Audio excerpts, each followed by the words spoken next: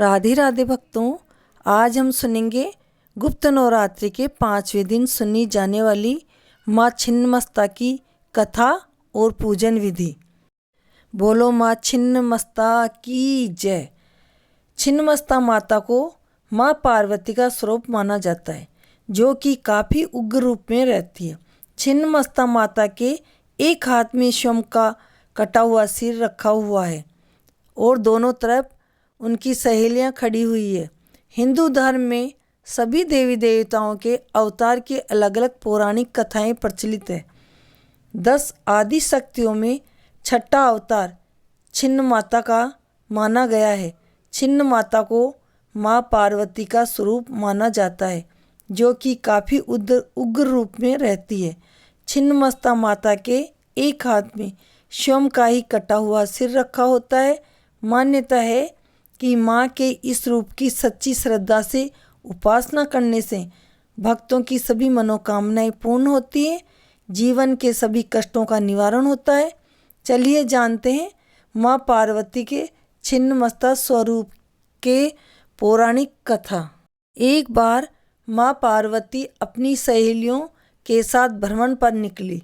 इस दौरान माता पार्वती की रास्ते में मंदाकिनी नदी में स्नान करने की इच्छा हुई। माँ पार्वती ने अपनी सहचरियों से भी स्नान करने को कहा, परंतु दोनों ने स्नान करने से इनकार कर दिया और कहा कि उनको भूख लगी है।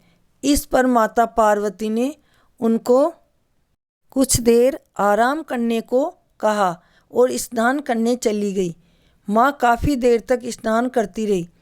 बीच दोनों सहचरी कहती रही कि उनको भूख लग रही है, लेकिन माता ने उन दोनों की बात को अनसुना कर दिया। इस पर दोनों सहचरियों ने माता से कहा कि माँ तो अपने शिशु का पेट भरने के लिए अपना रक्त तक पिला देती है, परंतु आप हमारी भूख के लिए कुछ भी नहीं कर रही है। यह बात सुनकर माँ पार्वती को क्रोध आ जाता है और नदी से बाहर आकर खड्ग का आह्वान करके अपने सिर को काट देती है, जिससे उनके धड़ से रक्त की 3 धाराएं निकलती है। 2 धाराएं दोनों सहचरियों के मुंह में गिरती है, तीसरी धारा माँ के स्वयं के मुख में गिरती है। इससे सभी देवताओं के बीच कोहराम मच जाता है, जिसके बाद भगवान शिव कंबंध का रूप धारण कर देवी के प्रचंड रूप को शांत करते हैं।